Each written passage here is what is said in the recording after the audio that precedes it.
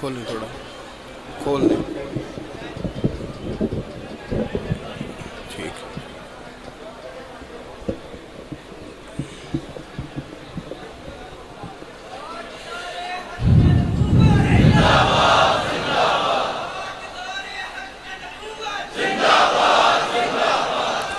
نحمدہ ونصلی ونسلم علی رسولہ الکریم، اما بعد، اعوذ باللہ من الشیطان الرجیم، بسم اللہ الرحمن الرحیم، ورفعنا لک ذکرک، صدق اللہ العظیم وصدق رسولہ النبی الکریم، ان اللہ وملائکتہ یصلون علی النبی یا ایہا الذین آمنوا صلوا علیہ وسلموا تسلیما۔ الصلاۃ والسلام علیک یا سیدی یا رسول اللہ وعلی آلک واصحابک یا سیدی یا حبیب اللہ۔ اللہم صلی علی سیدنا و مولانا محمد معدن الجود والکرم وآلہ وصحبہ وبارک وسلم۔ تعریف حمد و ثنا اللہ تعالیٰ جل مجدہ کریم کے لیے، درود و سلام نبی اکرم نور مجسم شفیع معظم احمد مجتبیٰ جناب حضرت محمد مصطفیٰ صلی اللہ تعالیٰ علیہ وسلم کی ذات والا صفات کے لیے حمد و صلوات کے بعد، عزیز دوستوں، بزرگوں، بھائیوں، بالخصوص حضرات علماء کرام، محفل میلاد مصطفیٰ صلی اللہ تعالیٰ علیہ وسلم اور استقبال ربیع الاول شریف کے عنوان سے آج کی اس محفل مبارکہ کا انعقاد ہے۔ اللہ تعالیٰ کوشش کرنے والوں کو بہترین صلہ عطا فرمائے، اللہ تعالیٰ ہم سب کو دین کے کاموں میں اخلاص کی دولت نصیب فرمائے، اللہ پاک ہر ریاکاری سے، بناوٹ سے، تصنع سے ہم سب کو محفوظ فرمائے۔ دوستو، اللہ تعالیٰ نے قرآن مجید میں ارشاد فرمایا کہ وَرَفَعْنَا لَكَ ذِكْرَكَ، اے محبوب علیہ السلام، ہم نے آپ کے لیے آپ کے ذکر کو بلند فرما دیا۔ حضرت جبریل امین حاضر بارگاہ ہوئے تو نبی پاک صلی اللہ تعالیٰ علیہ وسلم نے پوچھا کہ اے جبریل، اللہ تبارک و تعالیٰ نے میرا ذکر کس طرح بلند فرمایا؟ تو حضرت جبریل عرض کرنے لگے، یا رسول اللہ صلی اللہ علیہ وسلم، رب فرماتا ہے کہ جہاں میرا ذکر ہوگا وہاں ساتھ آپ کا بھی ذکر کیا جائے، جہاں میرا ذکر ہوگا وہاں آپ کا بھی ذکر ہوگا۔ نبی پاک صلی اللہ تعالیٰ علیہ وآلہ وسلم کے ذکر کو خود میرے رب کریم نے بلند فرما دیا۔ آپ کبھی تھوڑا سا دینی کتب کے ساتھ دلچسپی پیدا کریں تو آپ کو محسوس ہوگا کہ نبی پاک صلی اللہ تعالیٰ علیہ وسلم کی احادیث کو جمع کرنے کے لیے باقاعدہ اصول بنائے گئے، باقاعدہ ضوابط قائم کیے گئے۔ اصول حدیث ایک پورے فن کے طور پر متعارف ہوا دنیا میں، محدثین نے محنت فرمائی، سفر کیا، ہر بندے نے کہہ دیا کہ یہ نبی پاک علیہ السلام کی حدیث ہے تو اس کو انہوں نے قبول نہیں کیا، راوی پر بحث کی، جس جگہ سے وہ روایت لے رہا ہے وہاں اس کی ملاقات ثابت ہے کہ نہیں، اس پر پورا کلام کیا، یعنی محنت کر کے اصول بنا کے نبی پاک علیہ السلام کی حدیثیں ہم تک پہنچیں۔ اور کمال یہ ہے کہ میرے محبوب علیہ السلام کی ایک نہیں، دو نہیں، لاکھوں حدیثیں کتب احادیث میں موجود ہیں، لاکھوں حدیثیں۔ اللہ تعالیٰ نے حضور کے ذکر کی بلندی کا ایک اہتمام یہ فرمایا ہے کہ میرے محبوب کی ہر بات کو میرے رب نے محفوظ فرما دیا، محفوظ ہے وہ۔ اور اللہ تبارک و تعالیٰ نے اپنے خاص کرم سے نبی پاک علیہ السلام کی چیزوں کو محفوظ کیا۔ میں چونکہ وقت اتنا نہیں ہے کہ میں آپ کو مزید میں نے کوئی تمہید ہی نہیں باندھی، میں نے فٹافٹ بات شروع کر دی۔ تو یہ ہے کہ جہاں اب جو کھڑا ہے وہ بھی کسی وجہ سے کھڑا ہے نا، تو رہنے دے کھڑا، جو کھڑا ہے اللہ جزائے خیر دے، اب کھڑا رہنے دے۔ بس ایک میری گزارش ہے کہ ویڈیو اسلام میں فرض نہیں، مطلب آپ کو کبھی کسی مفتی نے بتایا نہیں ہوگا کہ ایک فوٹو پہ 10 نیکیاں ملتی ہیں، یہ کبھی نہیں بتایا ہوگا کسی نے۔ تو آپ جب اپنا موبائل کھڑا کریں گے تو ذرا پیچھے بھی دیکھ لیں کہ پچھلے والے کو دقت تو نہیں ہو رہی. میں اتنی بات ہے، اس کا آپ دھیان رکھ لیں. اور دوسری بات یہ کہ ویڈیو پہ تو کام چلتے رہتا ہے، آج تو میں سامنے آیا بیٹھا ہوں آپ کے، تو چلیں مہربانی کریں، مہربانی فرمائیں ذرا. میں تو آیا بیٹھا ہوں نا، تو آج تو میرے ساتھ آپ ڈائریکٹ بات کریں نا جی. تو میرے دل آمنہ کے لال کی باتیں کریں اور چہرہ والشمس کے اجلال کی باتیں کریں. تو آپ میرے ساتھ مجھے تھوڑا ٹائم دیں تاکہ مجھے دوبارہ موقع نہ یہ نہ کہنا پڑے کہ آپ تھوڑے مرتب. بس جگہ چونکہ مساجد کا جتنا ماحول ہے اس ترتیب سے ماشاءاللہ احباب کافی محبت سے آ گئے ہیں. تو اب جہاں جس کو موقع ملے گا، اور اب علماء بیٹھے ہیں، مجمع کثیر ہو تو سجدہ صاحب بھی ساکت کر دیتا ہے اللہ تعالیٰ. تو آپ مہربانی فرمائیں، آپ میری بات بس سنیں، جو عرض کرنے جا رہا ہوں اس پر غور کریں. اللہ تعالیٰ نے یہ بندوبست کیا نبی پاک علیہ السلام کے ذکر کا. حضور کی احادیث ساری محفوظ ہیں، اور نبی پاک صلی اللہ علیہ وسلم کی نا سیرت مبارکہ محفوظ ہے. یعنی آپ کو ایسا نہیں ہے کہ آپ اب ہمارا مسئلہ یہ ہے نا کہ ہم نے کاروبار، ہم نے نماز سیکھی ہے حضور کے دین کے نمائندے سے، علامہ صاحب سے، قاری صاحب سے، لیکن تجارت ہم نے سیکھ لی ہے کسی دکاندار سے. یہ ہماری غلطی ہے. حالانکہ نبی پاک علیہ السلام کی ساری سیرت محفوظ ہے. اگر حضور ہمیں نماز پڑھنے کا طریقہ بتلاتے ہیں تو دکان چلانے کا طریقہ بھی بتاتے ہیں. لیکن دکان چلانے کے لیے تو ہم نے کسی دکاندار کے پاس 2 مہینے لگا لیے، لیکن اگر اس کے ضوابط بھی سیکھتے تو حضور کی ساری سیرت اور کمال درجے محفوظ ہے. اور سیرت مبارکہ کے ایک ایک پہلو پر آپ کو درجنوں مقالات ملیں گے. پتہ نہیں میں کیا کہہ رہا ہوں، آپ سمجھے میری بات. یعنی ایک پہلو پر ایک چیز نہیں، آپ ایک زاویے سے کسی چیز کو پڑھنا چاہیں تو وہ بھی ملے گی، پھر ایک اور زاویے سے اسی کو پڑھنا چاہیں تو وہ بھی ملے گی، پھر اسی کو ایک تیسرے زاویے سے دیکھنا چاہیں تو اللہ کے فضل سے وہ بھی ملے گی. یعنی محبوب کی ہر بات اتنی مزیدار ہے، یعنی ہر بات اتنی مزیدار ہے. یعنی نبی پاک صلی اللہ تعالیٰ علیہ وسلم مسکرا کے دیکھیں تو اس میں بھی بڑا ہی کمال ہے. اور ایک دن ایک صحابی کو ڈانٹ دیا تھا تو کسی نے کہا حضور آپ نے ڈانٹ دیا ہے، پر میں جسے ڈانٹ بھی دوں نا اسے بھی اللہ فرض نماز جتنا ثواب عطا کرتا ہے. وہ آپ اندازہ کریں گے کہ جس پہلو سے بھی، یعنی جس زاویے سے بھی آپ سرکار کی سیرت مبارکہ کو دیکھیں گے نا. ابھی آپ سن رہے تھے، سرور کہوں کہ مالک و مولا کہوں تجھے، باغ خلیل کا گلے زیبا کہوں تجھے.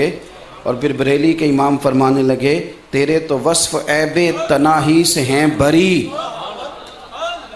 یعنی وہ صرف جملہ نہیں کہتے، وہ جو ان پہ بیت رہی ہوتی ہے وہ کہتے ہیں. وہ کہتے ہیں میں نے 1000 کتاب لکھی ہے، الفاظ کے بام و در سے میں آگاہ ہوں، فقہ میں جانتا ہوں، حدیث میں نے پڑھی ہے، لیکن جب آتا ہوں نا حضور کی شان بیان کرنے پہ تو میرے لیے مشکل ہو جاتی ہے. کیا ہوتا ہے، اتنا پڑھا لکھا آدمی، اپنے دور کا سب سے بڑا عالم اور مجدد، فرماتے ہیں یہاں آتا ہوں تو پریشان ہو جاتا ہوں اور مجھے کہنا پڑتا ہے کہ حیران ہوں میرے شاہ، میں حیران ہوں میرے شاہ کہ میں کیا کیا کہوں تجھے، کہاں سے بات شروع کروں، کہاں ختم کروں، کون سا پہلو چھیڑوں، اور کس طرف جاؤں اور کس طرف نہ جاؤں. میرے بھائی ہر بات میرے محبوب کی، اللہ تعالیٰ نے حضور کے ذکر کے لیے یہ بندوبست فرمایا ہے، نبی پاک کے تذکرے کے لیے یہ بندوبست کیا ہے. سرور کائنات کی ہر بات، حضور کا مسکرانا بھی محفوظ ہے، اور صاحبزادے کے وصال پر آنسو بہانا بھی کتابوں میں موجود. نبی پاک صلی اللہ تعالیٰ علیہ وسلم کا عطا کرنا بھی کتب حدیث میں موجود ہے، اور جو لینے آیا ہے اس کی اصلاح کرنا بھی میرے محبوب کی سیرت میں موجود ہے. یعنی ہر چیز. اور جس کو حضور نے فرمایا تو مانگ نہ، بلکہ تو اس طرح کر، جا کلاڑا لے کے آ 2 دینار کا، وہ بات بھی کتابوں میں موجود ہے. یعنی ہر پہلو اللہ تعالیٰ نے اپنے محبوب کی سیرت کا محفوظ رکھا.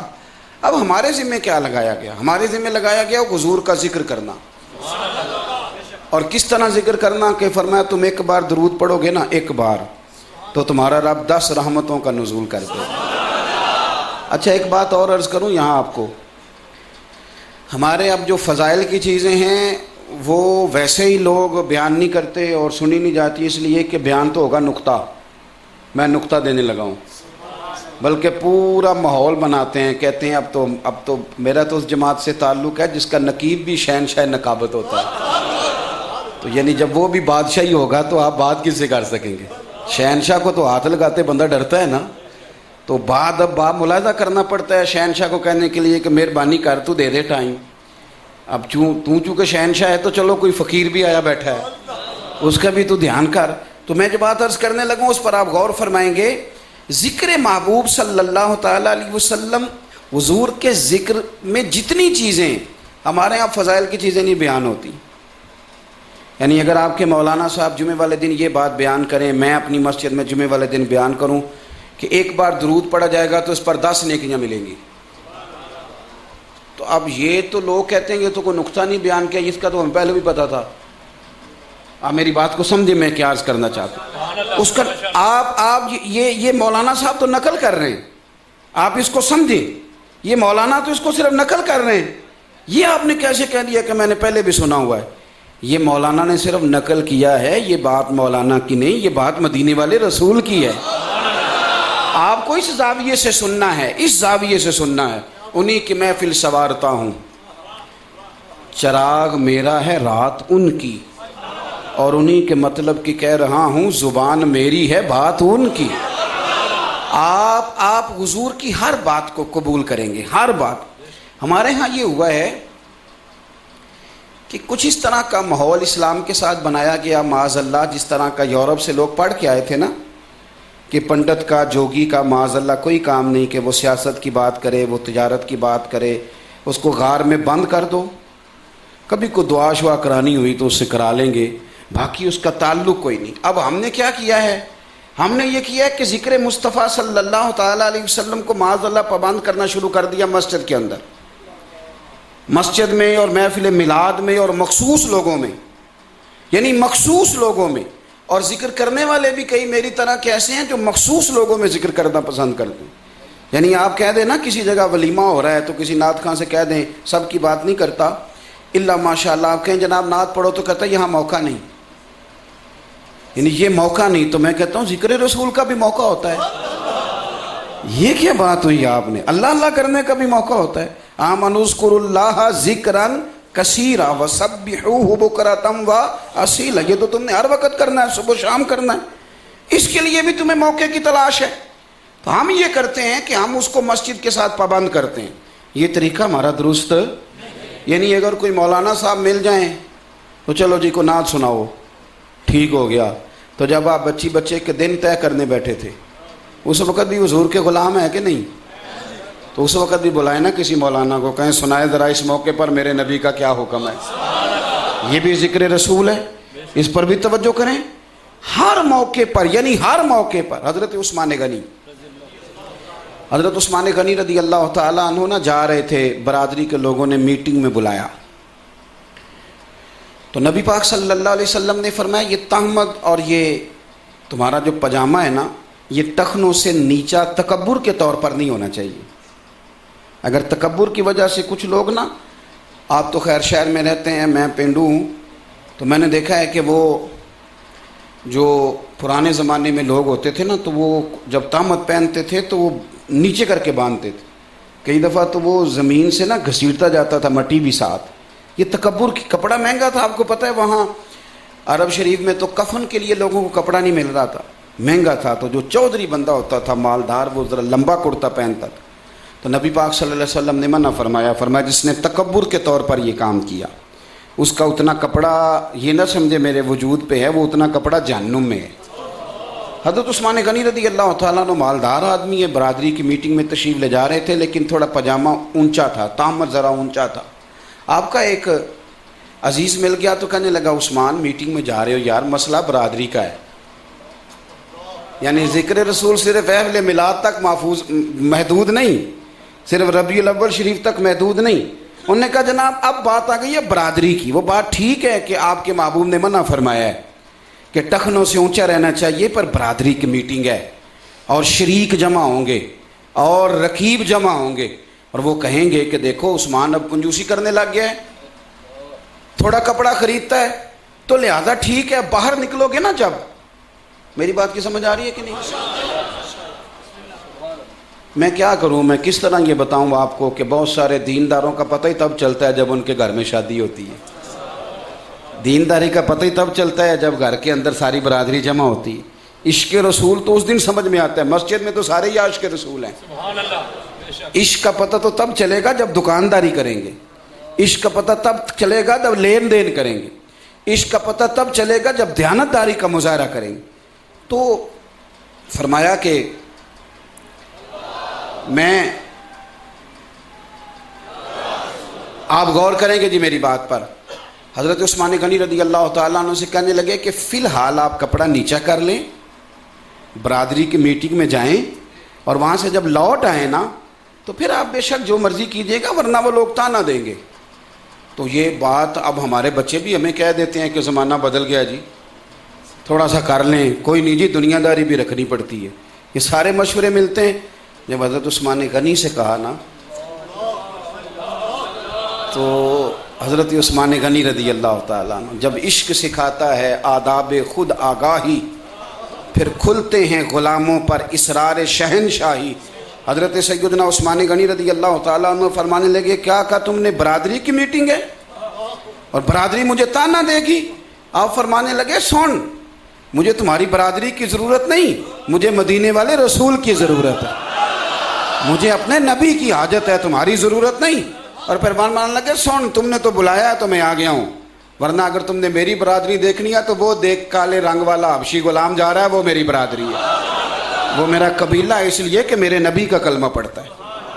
تو ہم لوگوں نے کیا کیا کہ ہم نے نا، اور آپ نے ناراض نہیں ہونا، اب تو ذکر کرنے والا، اب تو عشق بھی لوگوں کا کھلا ڈھلا ہے.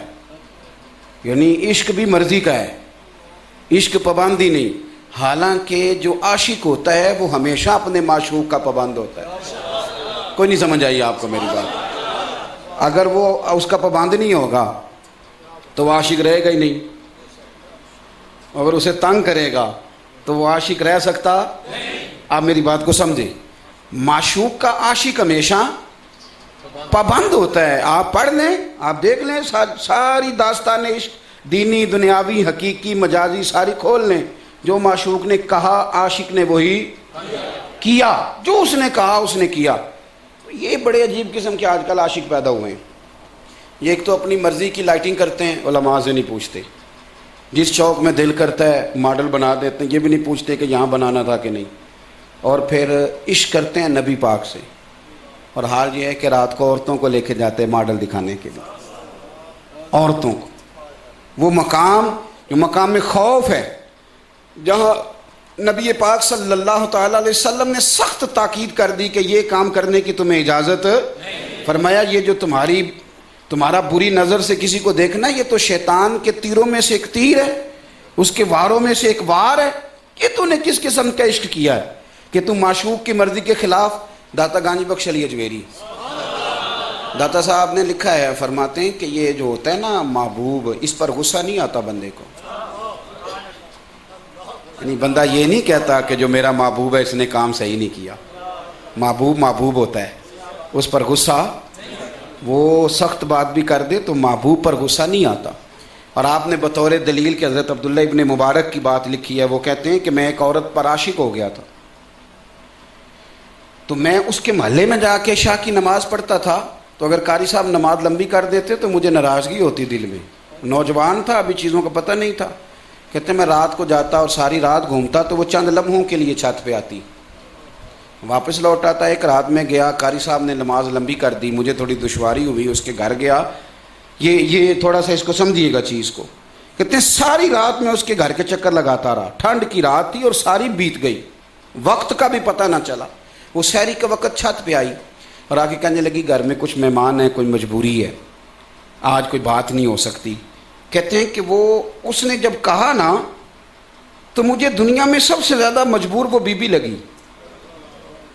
یعنی میں نے یہ نہیں کہا کہ بہانہ کر رہی ہے، میں نے یہ نہیں کہا کہ جھوٹ بول رہی ہے، چونکہ پیار تھا نا، میں نے یہ کہا ہی نہیں. مجھے پیار تھا، میں نے کہا کہ بیچاری مجبور ہے، دیکھو پھر بھی 1-2 منٹ کے لیے صحیح آئی تو ہے نا. فرماتے ہیں جب میں وہاں سے لوٹ رہا تھا تو امام مؤذن فجر کی اذان دے رہا تھا. تو میرے اندر سے آواز آئی، عبداللہ اگر بی بی کے لیے ساری رات کھڑا رہ سکتا ہے تو رب رسول کے لیے بھی کھڑا رہ سکتا ہے، اللہ رسول کے لیے بھی تو کھڑا رہ سکتا ہے۔ پھر تجھے کوئی سخت حکم دیا جائے گا دین کا تو تجھے کوئی غصہ، لے کے تو پیار کرتا ہے، پیار کرنے والے غصہ کرتے، انہیں کوئی ناراضگی ہوتی تو فرمانے لگے کہ پھر میں نے توبہ کر لی، اور میں نے کہا کہ یہاں ان رستوں میں اور اس راہ میں جو اپنا اب ضائع کرنا ہے تو وہاں نہ ضائع کروں جہاں ایک لمحہ بھی دیا جائے تو اللہ تعالیٰ معراج اتنی عزت عطا فرما دیتا ہے۔ تو میرے بھائی آپ نے غور کرنا ہے، ہمیں میلاد ہو، کوئی محفل ہو، کوئی شادی ہو، کوئی نکاح ہو، ہم اور پھر جو معشوق ہوتے ہیں وہ اس طرح کے نہیں ہوتے کہ سویرے عشق کریں اور شام کو بھول جائیں، شام عشق کریں اور سویرے، یہ کس قسم کا عاشق ہے؟ اس نے تو دعویٰ ہی صحیح نہیں کیا۔ ہم نے کیا کرنا ہے؟ ہم نے ذکر مصطفیٰ ہر موقع پر کرنا ہے اور ہر جگہ پہ کرنا ہے، اور کوئی ذکر میں کوئی بات مشکل آ جائے، کوئی احکام اللہ رسول کی بظاہر مشکل بھی نظر آئیں تو ہم نے اس لیے قبول کرنا ہے کہ جو معشوق ہوتا ہے اس کی ہر بات مانی جاتی ہے، اس کی ہر بات کو قبول، اور پھر بحث بھی نہیں کرنی۔ مجھے آج کل پریشانی بڑی ہے، میں چھوٹا آدمی ہوں، میں تو کسی عالم کو، کسی واعظ کو، کسی کو کچھ کہہ بھی نہیں سکتا، لیکن مجھے بڑی پریشانی ہے۔ جس طرح کبھی گمسان کا رن پڑتا تھا نا جنگوں میں، گمسان کا رن یہ ہوتا تھا کہ پتہ ہی نہیں چل رہا کون کہاں ہے، کہاں لڑائی ہے، پتہ ہی کوئی نہیں، کیا حال۔ اب ہمارے نا میڈیا پہ پتہ ہی کوئی نہیں کوئی کیا کر رہا ہے، کون صحیح ہے کون غلط ہے، کون کس کو کچھ کہہ رہا ہے، اللہ ہی بہتر جانتا ہے۔ اللہ معاف کرے، پتہ نہیں کیا بن گیا، اور ہر چیز ہم نے الجھا کے رکھ دی، یعنی اہل حق کے اندر بھی اس انداز میں بات ہوتی ہے کہ بیچارے میری طرح کے لوگ الجھ جاتے ہیں کہ پتہ نہیں ٹھیک کون ہے، یہ بھی یا رسول اللہ کہنے والا ہے، یہ بھی یا رسول اللہ کہنے والا ہے، یہ بھی بہت بڑی ہستی کہلاتا ہے، یہ بھی الجھا دیا۔ اور ذمہ دار لوگوں سے میں اپیل کرتا ہوں کہ بحث کے دروازے کم سے کم کھولیں، مہربانی فرمائیں، جہاں تک ہو سکتا ہے کم از کم اہل خیر تو نیکی کریں، یہاں تو کوئی اجتماعیت کا ہے۔ اور آپ حضرات سے بھی میری گزارش ہے، بحث نہ کریں، غلام بحث نہیں کرتے، جو غلام ہوتے ہیں وہ بحث نہیں کرتے، غلاموں کا کام بحث کرنا نہیں، غلامی کرنا ہے۔ یہ میلاد آ گیا ہے نا جی، جس کی ساری نسلیں پیچھے سے میلاد مناتی آ رہی ہیں نا، وہ بھی کسی مولوی کی تقریر سن کے آ جائے گا سویرے کہ جی فلانا کہہ رہا تھا جائز نہیں، تو میں کہتا ہوں کتنے سال ہو گئے مناتے ہوئے، علماء کو دلیلیں دیتے ہوئے، کتابیں لکھتے ہوئے، آپ ابھی تک۔ اور یہ نہیں مسئلہ کہ بندہ مطمئن نہیں، یہ ویسے ہمارا مزاج ہے بحث کا، پتہ بھی ہے، دلیل ذکر کر دی گئی جمعے والے دن، ذکر کر دی گئی محفل میں، دلیل ہم تک پہنچ گئی، ہمارا مزاج ہے تھوڑا سا نا، تھوڑا بحث میں جانے کا، اس مزاج کو بدلیں۔ اب میں تو نہیں بتاتا، مجھ سے بہت سارے لوگ اپنے آ کے جب پوچھتے ہیں نا جی میلاد جائز ہے کہ نہیں، تو میں کہتا ہوں سالوں بیت گئے تمہیں بتاتے ہوئے، اب یہ نہ پوچھا کرو جائز ہے کہ نہیں، اب یہ پوچھا کرو کہ میلاد کی جھنڈیاں وضو کر کے لگانی چاہیے کہ بغیر وضو کے بھی لگ جاتے۔ اب حد ہو گئی، ساری زندگی یہی پوچھنا ہے تم نے، اب تو مسئلے طے ہو گئے، اب تو زمانہ بیت گیا، یہی سوال کرو گے اب ساری زندگی۔ اب تھوڑا آگے بڑھو، اب تھوڑا ذوق بناؤ، اب تمہاری کیفیات بدلنی چاہیے۔ بحث سے بچیں، غلام بحث نہیں کرتے، غلام تو چپ کر کے بات مانتے ہیں، بحث تو کرتے ہیں برابر کے لوگ، غلام بحث کوئی نہیں سمجھ آئی آپ کو میری بات، دو بندے برابر کی ہو نا، سٹیٹس ایک ہو، تعلیم ایک ہو، وہ بحث کرتے ہیں، غلام بحث نہیں کرتے۔ حضرت امام محمد بن حنبل رحمۃ اللہ علیہ نے ایک غلام خرید کے لائے، تو امام صاحب رحمت مجھے دے دیں جی، امام صاحب جب غلام خرید لائے تو خرید کر کے نا تو آپ اسے گھر لائے تو فرمانے لگے تیرا نام کیا ہے؟ وہ کہنے لگا حضور غلاموں کا نام نہیں ہوتا، آپ کسی اور کو بھی آواز دیں گے تو میں سمجھوں گا مجھے ہی بلا رہے ہیں۔ تو آپ فرمانے لگے اچھا، فرماتے ہیں اس کی پہلی بات نہیں نا میری طبیعت میں ایک عجیب سا ٹھہراؤ پیدا کر دیا۔ میں نے اس سے پوچھا تو کھائے گا کیا؟ کہنے لگا حضور غلاموں کے نخرے نہیں ہوتے۔ حضور بابا بلے شاہ صاحب کہتے ہیں کہ ہم کتے کے مالک ہوتے ہیں اور کتے کو نا ایک روٹی ڈالتے ہیں، دوسری مانگے تو کئی دفعہ جوتا بھی مار دیتے ہیں، ہم سو جاتے ہیں وہ ساری رات پہرا دیتا ہے، ہم اے سی کے نیچے پنکھے کے نیچے ہوتے ہیں لیکن وہ صبح جا کے نا تو کسی درخت کے نیچے رخ کے نیچے سوتا ہے۔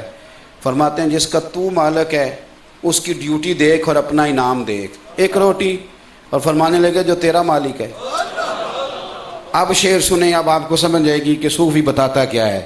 بابا صاحب فرمانے لگے راتی جاگیں تے شیخ صداویں، راتی جاگ دے کتے تیتھوں اتے۔ لفظ سادے ہیں پر پیچھے بولنے والا چونکہ اللہ کا مقرب ہے تو تاثیر دیکھیں کتنی ہے۔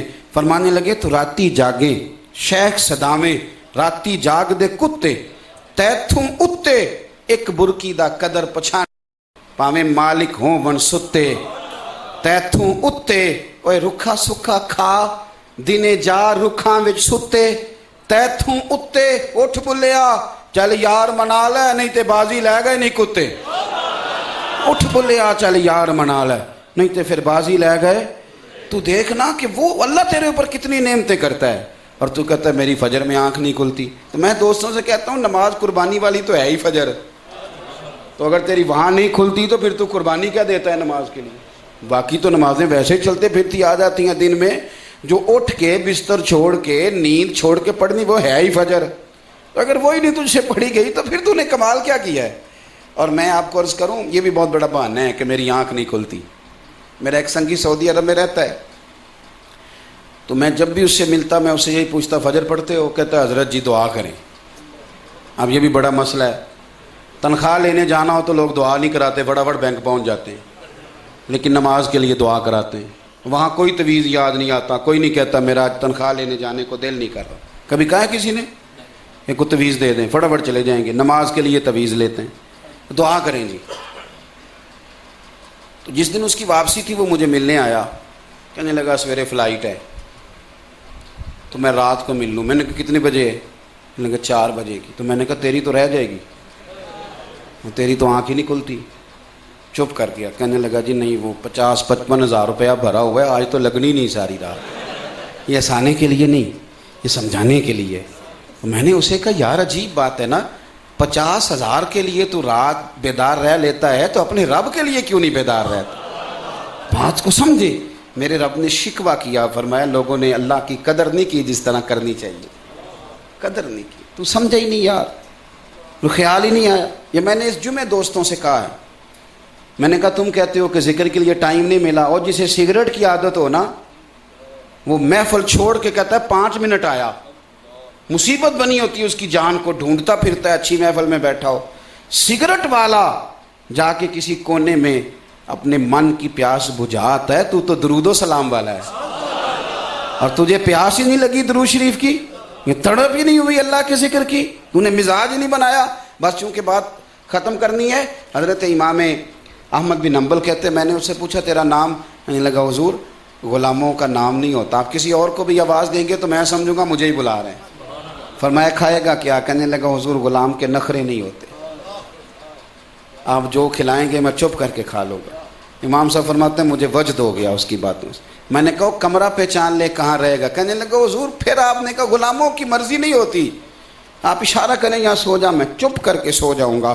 ہم نے نہ کبھی قطرے پہ غور کیا اور نہ دریا دیکھا، بس جہاں تیری جھلک دیکھی وہیں ڈوب گئے، آپ حکم کریں میں سو جاؤں گا۔ تو امام صاحب فرماتے ہیں اٹھ یار میرے سینے سے لگ اور جا، تو آزاد ہے، تو غلام نہیں، تو آقا بننے کے قابل۔ تو میری عرض سنیں، میری عرض سنیں، یہ میلاد شریف کا مہینہ آیا، مہربانی فرمائیں آپ حضرات تھوڑا ذوق پیدا کریں۔ ایک تو میلاد سارا درود شریف پڑھ کے گزاریں، اور محفل میلاد بھی کریں تو بڑے ذوق سے کریں۔ یعنی مجھے کچھ لوگوں کو ٹائم دینے بڑا مزہ آتا ہے، بہت زیادہ مجھے شوق ہوتا ہے، اور بعض لوگ ایسے ہوتے ہیں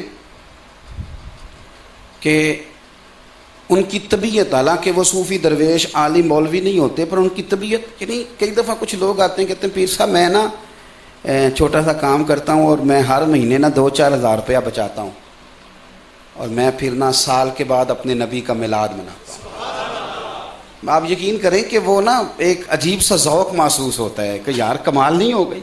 یہاں بہت سارے لوگ ہیں جو گاڑیاں کھڑی کریں گے، کہیں گے میلاد کا چندہ دو، گاڑیاں، یہ نہ کریں، یہ نہیں کریں، اس لیے کہ ہم نے تو بڑے عرصے سے بتایا ہے کہ ہم نبی پاک کے نام کا کھاتے ہیں، تو سارا سال حضور کے نام کا کھانا اور میلاد کو بھکاری بنا دینا، 5-5 روپے اکٹھے کرنا، جانیں بھی قربان حضور کے میلاد کے لیے۔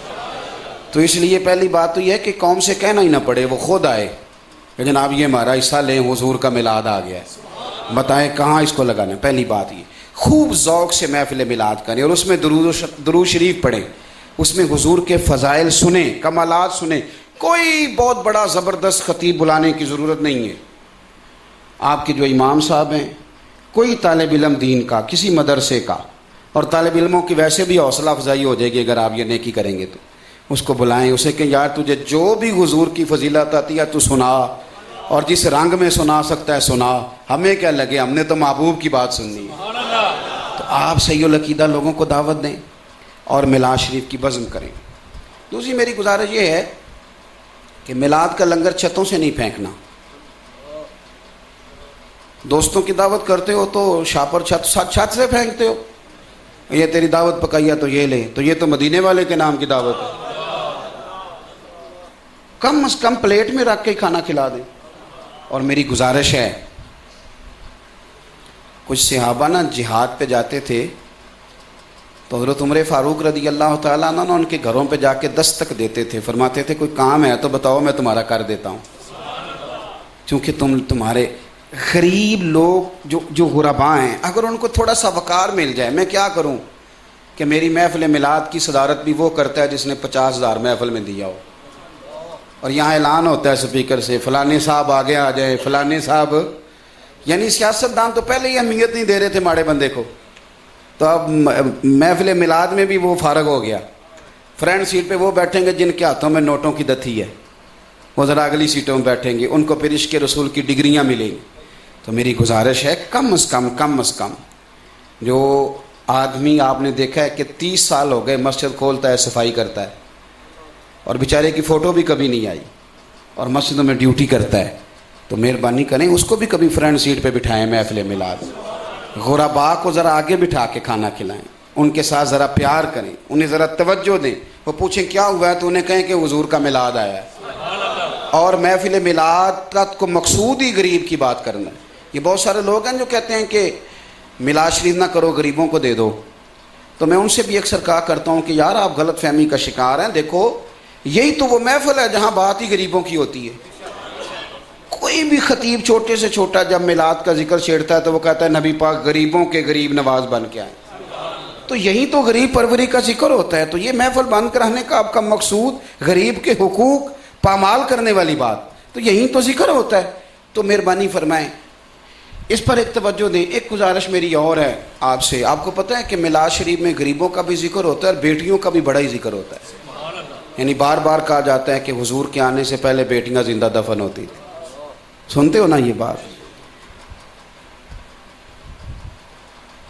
آج بھی تھوڑی سی زیادتی بیٹیوں کے ساتھ ہوتی ہے، حصہ نہیں دیتے ابا جی بیٹی کو، بڑا ظلم کرتے ہیں اور بلیک میل کیا جاتا ہے۔ بہت ساری جگہوں پہ تو پہلے ہی لکھوا لیتے ہیں، شادی سے پہلے بلیک میل کرتے ہیں، کہتے ہیں میرا مرے کا منہ نہ دیکھنا۔ تو میرا خیال ہے اتنا ظالم آدمی جو بیٹی کا حق مار کے بیٹھ جائے، اس کا منہ ویسے بھی نہیں دیکھنا چاہیے، تو ضروری ہے اس کا منہ دیکھنا جس نے حق مار لیا اور اس طرح مارا بلیک میل کر کے۔ تو میرا خیال ہے کہ اس محفل میلاد پہ ذرا یہ والی تحریک بھی پرزور کریں، اور بیٹی کا حق صرف اس نے نہیں دینا جس کی 4 مربع زمین ہے، 5 مرلے کے گھر میں بھی بیٹی کا حق ہوتا ہے، اس کا وہاں بھی حق ہوتا ہے۔ ابا کہتا ہے تیری شادی کر دی تھی تو بیٹے کو کاروبار نہیں شروع کرا کے دیا جو اس نے ضائع کیا تھا، پھر دوبارہ کرایا، پھر تیسرا کرایا، پھر باہر بھیجا تو وہاں سے بھی آ گیا، وہ جتنے مرضی ضائع کر دے، تو ابا جی گنتے ہی نہیں اور بیٹی بیچاری کا حق مار کے بیٹھ جاتے ہیں۔ تو اس پر تھوڑی توجہ کرنی ہے آپ۔ اور بھائیوں سے میں نے گزارش کرنی ہے، بھائیوں سے، وہ بھائی جن کو یاروں کے ساتھ گپیں مارنے کے لیے بیلنس مل جاتا ہے اور روٹی کھانی ہو نا کہ چلو آج لاہور چلتے ہیں کھانا کھانے، تو انہیں گاڑی بھی مل جاتی ہے، دوست بھی مل جاتے ہیں، لیکن بہن بیچاری انتظار کرتی رہتی ہے، وہ کہتی ہے چلو ایک فون ہی کبھی کر دے، کبھی آ ہی جائے۔ میں ہمیشہ کہتا ہوں کہ بیوی کو 1,00,000 روپیہ دو گے نا چھوٹی عید پہ شاپنگ کرنے کے لیے، تو کہے گی تو نے کو نوکھے نہیں دیے، سارا زمانہ ہی دیتا ہے، لیکن پرانا سوٹ دیا وہ بہن کو جا کے پرانا، تو سارے محلے کی بیویوں کو بتائے گی میرا بھائی بڑا اچھا ہے، ہر عید پہ آتا ہے۔ تو ہمارے لیے سب عیدوں سے بڑی عید عید میلاد النبی ہے، تو کوشش کریں کہ بھائی کہ چلو اس عید پہ 12 سے پہلے بہن کو مل کے آئیں، جا کے کریں گے کوشش انشاءاللہ۔ چلے آپ ہاتھ کھڑے نہ کریں، آپ اپنے دل سے وعدہ کریں میرے ساتھ نہ کریں، تھوڑا سا ملیں، بیٹیوں کو ملیں، ان کے سروں پر نا تھوڑا دست شفقت رکھیں، تھوڑا ان سے پیار کریں اور تھوڑی محبت کریں، اور جو ہمارے گھر آئی ہے وہ بھی کسی کی بیٹی ہے، اس طرح کریں کہ 12 ربیع الاول سے پہلے پہلے اتنی نیکی کریں کہ ان کی بھی تھوڑی تھوڑی کوتاہیاں معاف کریں۔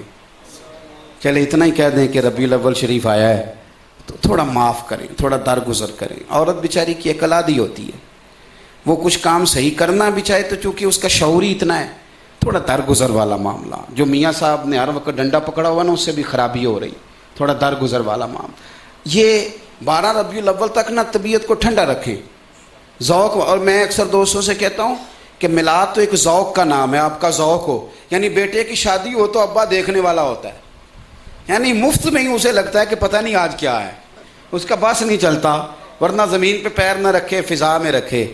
تو مجھے ایک دوست نے کہا میں یکم ربیع الاول کو نا لائٹیں لگوا دیتا ہوں مسجد پہ اور اپنے مکان کے چھت پہ بھی، تو مجھے ایک صاحب نے کہا کہ یکم کو ہی لگوا دی ہیں، اور میں نے کہا میرے جیسے بندے تو سلام کسی نے نہیں لینی تھی، تو یہ کرم حضور کا جب سے ہوا ہے نا میرا بس نہیں چلتا، میں تو تارے توڑ کے مسجد پہ لگوا دوں میلاد کے بعد، یہ بس نہیں۔ تو ذوق آپ بنائیں گے تو پھر آپ کو میلاد شریف کرنے کا مزہ آئے گا۔ ایک بات آخر میں میری سنیں اور میں اپنی بات کو سمیٹوں۔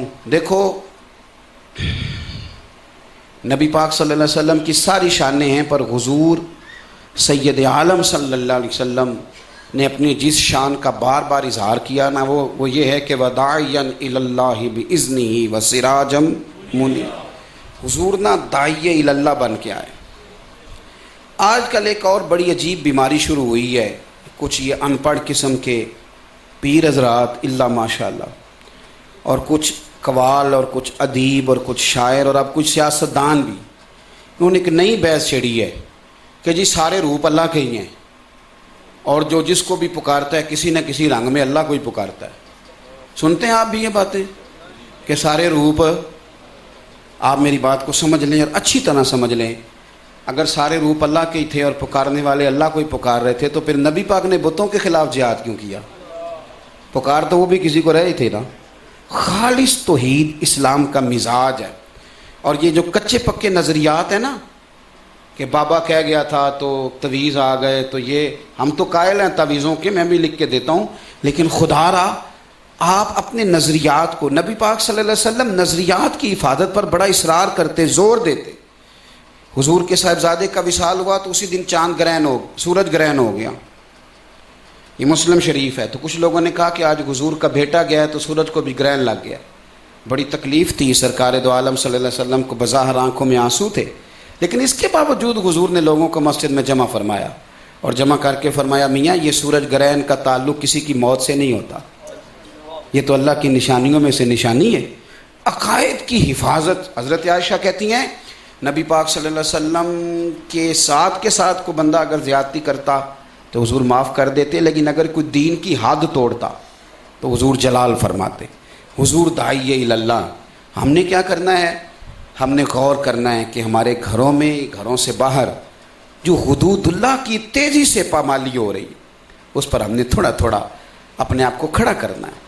یار اپنے ابا کے لیے کسی سے ناراض ہو جاتے ہو تو دین کے لیے بھی ناراض ہو کے دیکھو، کبھی تھوڑا سا دین، اور بغض رکھنا بھی دین ہے، من احب للہ و ابغض للہ، صحیح حدیث میں لفظ ہیں کہ کسی سے محبت کیا کر اللہ کی رضا کے لیے، اور بغض بھی رکھا کر اللہ کی رضا کے لیے۔ عداوت رکھنا بھی اسلام ہے، پورا باب ہے بخاری میں، احب للہ و ابغض للہ، پورا باب ہے، ایک دو حدیث نہیں۔ تو میرے بھائی تھوڑا تھوڑا ہم نے، میرا بات کرنے کا مقصد یہ ہے کہ کم از کم آج سویرے ہی جا کے کہہ دیں، آج ہی گھر جا کے کہہ دیں کہ بھائی بغیر پردے کے اب گھر سے نہیں نکلنا، اس لیے کہ یہ حدود ہیں جو میرے نبی نے بیان فرمائی۔